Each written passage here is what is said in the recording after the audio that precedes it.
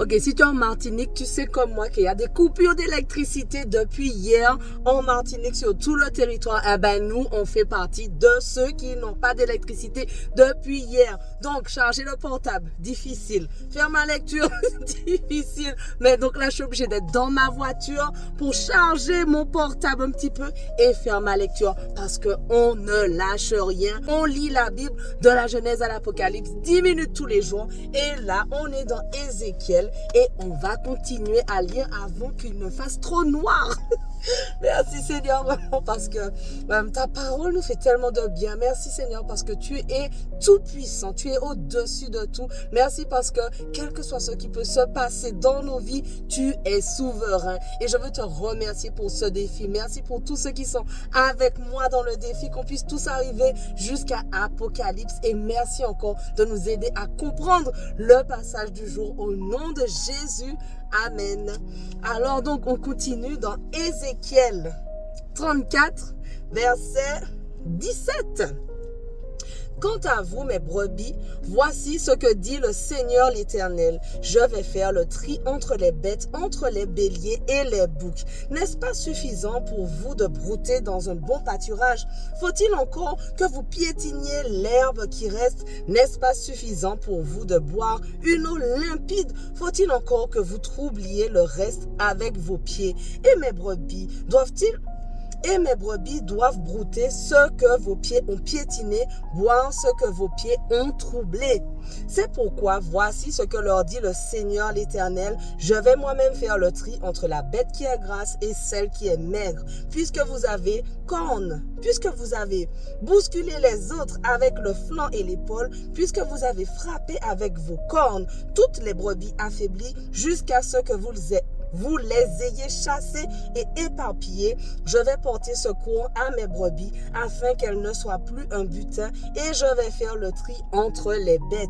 Je vais mettre à leur tête un seul berger et il prendra soin d'elles, mon serviteur David. C'est lui qui prendra soin d'elles et qui sera un berger pour elles. Moi, l'Éternel, je serai leur Dieu et mon serviteur David sera un prince au milieu d'elles. C'est moi, l'Éternel, qui ai parlé. Je conclurai avec elle une alliance de paix et je ferai disparaître les bêtes féroces du pays. Mes brebis habiteront en sécurité dans le désert et pourront dormir dans les forêts. Je ferai d'elle et des alentours de ma colline une source de bénédiction. J'enverrai la pluie au moment voulu. Ce seront des pluies de bénédiction. L'arbre des champs donnera son fruit et la terre ses récoltes et elles vivront en sécurité sur leur territoire. Elles reconnaîtront que je suis l'Éternel quand je briserai la domination exercée sur elles et les délivrerai de ceux qui les asservissent. Elles ne seront plus pillées par les nations et les animaux sauvages ne les mangeront plus. Elles habiteront en sécurité. Il n'y aura plus personne pour les effrayer. J'installerai pour elles une plantation réputée, si bien qu'elles ne seront plus emportées par la faim dans le pays et n'auront plus à supporter l'humiliation que leur font subir les nations. Elles reconnaîtront alors que moi, l'Éternel, leur Dieu, je suis avec elles et qu'elles, la communauté d'Israël, elles sont mon peuple, déclare le Seigneur l'Éternel. Vous, mes brebis, brebis dont je suis le berger, vous êtes des hommes et moi je suis votre Dieu, déclare le Seigneur l'Éternel. Ézéchiel 35.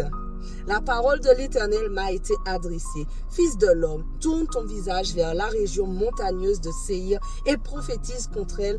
Tu lui annonceras, voici ce que dit le Seigneur l'Éternel. Je m'en prends à toi, région montagneuse de Séhir. Je déploierai ma puissance contre toi et je ferai de toi un sujet de consternation et un endroit dévasté. Je réduirai tes villes en ruines et tu deviendras un sujet de consternation. Tu reconnaîtras alors que je suis l'Éternel. Tu as montré une hostilité constante et tu as précipité les Israélites sur le tranchant de l'épée au moment où ils étaient dans la détresse, au moment où leur faute était arrivée à son comble. C'est pourquoi, aussi vrai que je suis vivant, déclare le Seigneur l'Éternel, je te mettrai à sang et le sang te poursuivra. Puisque tu n'as pas détesté le sang te poursuivra. Je ferai de de la région montagneuse de Séir un endroit entièrement dévasté, dépourvu de toute animation. Je remplirai ces montagnes de victimes. Les victimes de l'épée joncheront tes collines, tes vallées et tous tes cours d'eau. Je ferai de toi un sujet de consternation éternelle et tes villes ne seront plus habitées. Vous reconnaîtrez alors que je suis l'Éternel. Tu as affirmé, les deux nations, les deux pays seront à moi, nous en prendrons possession, alors que l'Éternel était là. C'est pourquoi, aussi vrai que je suis vivant, déclare le Seigneur, l'Éternel, j'agirai avec la colère et l'acharnement dont tu as fait preuve dans ta haine contre eux. Ainsi je me ferai connaître au milieu d'eux quand je te jugerai. Tu sauras que moi, l'Éternel, j'ai entendu toutes les insultes que tu as proférées contre les montagnes d'Israël lorsque tu as dit, elles sont dévastées, elles nous sont données en guise de nourriture, et vous vous êtes attaqués à moi par votre bouche, vous avez multiplié vos paroles contre moi, moi j'ai entendu. Voici ce que dit le Seigneur l'Éternel, lorsque toute la terre sera dans la joie, je ferai de toi un endroit dévasté, puisque tu t'es réjoui lorsque l'héritage de la communauté d'Israël était dévasté, je te traiterai exactement de la même manière, tu deviendras un endroit dévasté, région montagneuse de Séir, ainsi qu'Édom tout entier, ils reconnaîtront alors que je suis l'Éternel. Ézéchiel 36. Et toi, fils de l'homme, prophétise à l'intention des montagnes d'Israël. Tu diras, montagnes d'Israël, écoutez la parole de l'Éternel. Voici ce que dit le Seigneur l'Éternel.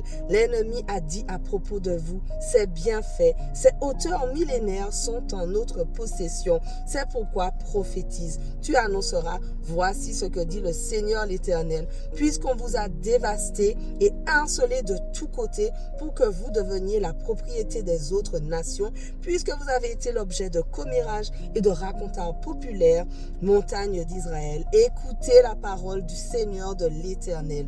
Voici ce que dit le Seigneur l'Éternel aux montagnes et aux collines, aux cours d'eau et aux vallées, aux ruines désertes et aux villes abandonnées qui ont été livrées au pillage et à la moquerie des autres nations environnantes.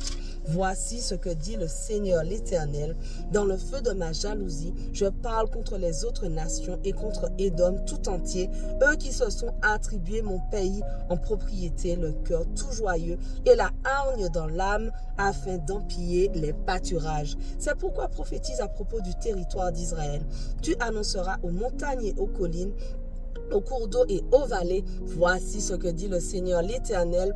Me voici, je parle de cette manière à cause de ma jalousie et de ma fureur, parce que vous devez supporter l'humiliation que vous font subir les nations. C'est pourquoi voici ce que dit le Seigneur l'Éternel. Je m'y engage moi-même, les nations qui vous entourent devront à leur tour supporter leur humiliation. Quant à vous, montagnes d'Israël, vous ferez pousser vos branches et vous porterez vos fruits pour mon peuple Israël, car ils vont bientôt revenir. Je m'occupe de vous, je me tourne vers vous et vous serez cultivés et ensemencés. Je vais augmenter votre population d'hommes, la communauté d'Israël tout entière.